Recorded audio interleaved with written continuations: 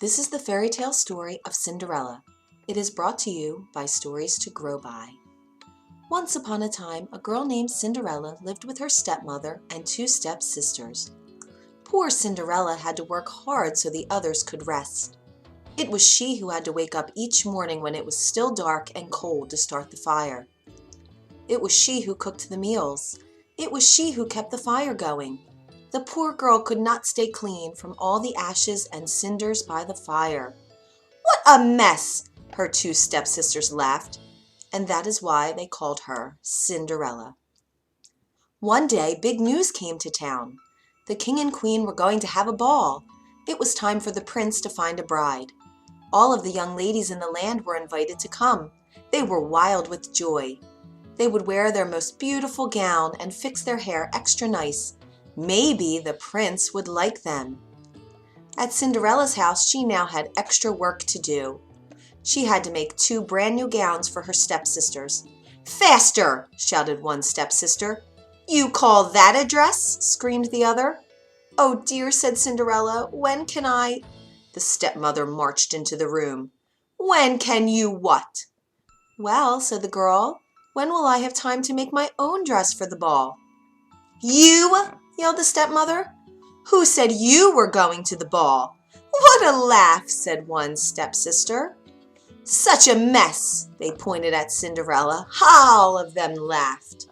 Cinderella said to herself, "Maybe they see a mess when they look at me, but if I could, I would go to the ball." Soon the time came for the stepmother and stepsisters to leave for the big party. Their fine carriage came to the door.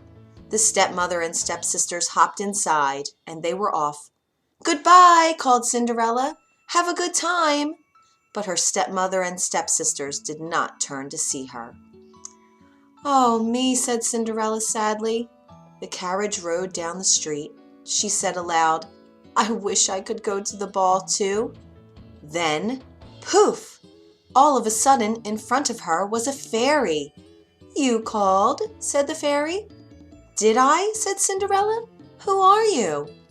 "Why, your fairy godmother, of course, and I have come to grant your wish." "But," said Cinderella, "my wish is impossible." "Excuse me," said the fairy godmother in a huff. "Did I not just show up out of thin air?" "Yes, you did," said Cinderella. "Then let me be the one to say what is possible or not." "Well, then I will tell you," said Cinderella. "My stepsisters and stepmother just left for the ball. I wish I could go too." She looked down at her dirty clothes. "But look at me." "You do look a bit of a mess, child," said the fairy godmother. "Even if I had something nice to wear, I would have no way to get there," she said. "Dear me, all of that is possible," said the fairy godmother. And with that she tapped her wand on Cinderella's head. At once Cinderella was all clean. She was dressed in a beautiful blue gown. Her hair was set up high on her head inside a golden band. "This is wonderful," said Cinderella. "Who said I was done?" said the fairy godmother. She tapped her wand again. At once a beautiful carriage came to be, with a driver and 4 white horses. "Am I dreaming?" said Cinderella, looking around her. "It is as real can be," said the fairy godmother. "But there is one thing you must know." "What is that?" asked Cinderella. "All of this will last only to midnight. At the stroke of midnight tonight, it will all be over. Everything will back to how it was before."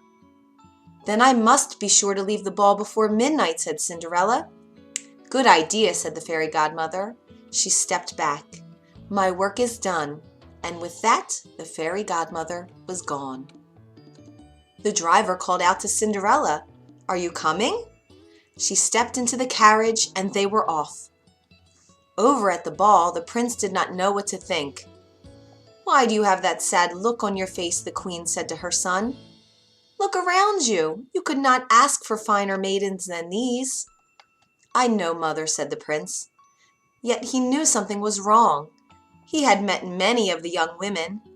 Yet after he had said hello, one by one, he could find nothing more to say. Someone pointed to the front door. "Look! Who is that?" All heads turned. Who was that lovely maiden stepping down the stairs? She held her head tall and looked as if she'd belonged, but no one knew her. There is something about her, said the prince to himself. I will ask her to dance, and he walked over to Cinderella. Have we met? Said the prince. I am pleased to meet you now, said Cinderella with a bow. I feel as if I know you, said the prince, but of course that is impossible. Many things are possible, said Cinderella, if you wish it to be true. The prince felt a leap in his heart. He and Cinderella danced.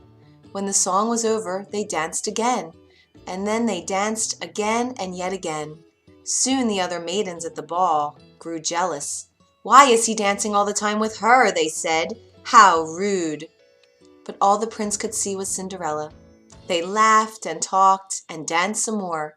In fact, they danced for so long that Cinderella did not see the clock. Dong, said the clock. Cinderella looked up. Dong went the clock again. She looked up. Oh my, she cried out. It's almost midnight. Dong, rung the clock. Why does that matter? Said the prince. Dong, called the clock. I must go, said Cinderella. Dong went the clock again. But we just met, said the prince. Why leave so soon? Dong, rung the clock. I must go now, said Cinderella, and she ran to the steps. Dong, said the clock again. I cannot hear you, said the prince. The clock is too loud. Dong, rung the clock. Goodbye, said Cinderella. Up the stairs she ran. Dong, went the clock. Please, stop for a moment, said the prince. Oh dear, she said as one glass slipper fell off her foot on the stair. But Cinderella kept running. Dong, said the clock. Please, wait a moment, said the prince. Dong, rung the clock. Goodbye! Cinderella turned one last time, and then she rushed out the door. Dong! The clock was quiet. It was midnight. Wait! Called the prince. He picked up her glass slipper and rushed out the door. He looked around, but could not see her blue dress anywhere. This is all I have left from her, he said, looking down at the glass slipper. He saw that it was made in a special way, to fit a foot like none other. Somewhere there is the other glass slipper, he said, and when I find it, I will find her too, and I will ask her to be my bride. From hut to hut, from house to house went the prince. One young woman after another tried to fit her foot inside the glass slipper, but none could fit, and so the prince moved on. At last the prince came to Cinderella's house. He is coming, screamed one stepsister as she looked out the window. At the door, yelled the other stepsister.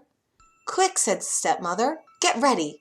One of you must be the one to fit your foot in that slipper, no matter what. The prince knocked. The stepmother flew open the door. Come in, she said. I have two lovely daughters for you to see. The first stepsister tried to place her foot in the glass slipper. She tried hard, but it just would not fit. Then the second stepsister tried to fit her foot inside. She tried and tried with all her might too, but no dice. Are there no other young women in this house? Said the prince. None, said the stepmother. Then I must go, said the prince. Maybe there is one more, said Cinderella, stepping into the room. I thought you said there were no other young women here, said the prince. None who matter, said the stepmother in a hiss. Come forward, said the prince. Cinderella stepped forward and sat before him. The prince got down on one knee and tried the glass slipper on her foot. It fit perfectly. Then, from her pocket, Cinderella took out something. It was the other glass slipper. I knew it, he cried. You are the one. What? Shouted one stepsister. Not her, yelled the other stepsister. This cannot be, screamed the stepmother. But it was too late. The prince knew that Cinderella was the one. He looked into her eyes.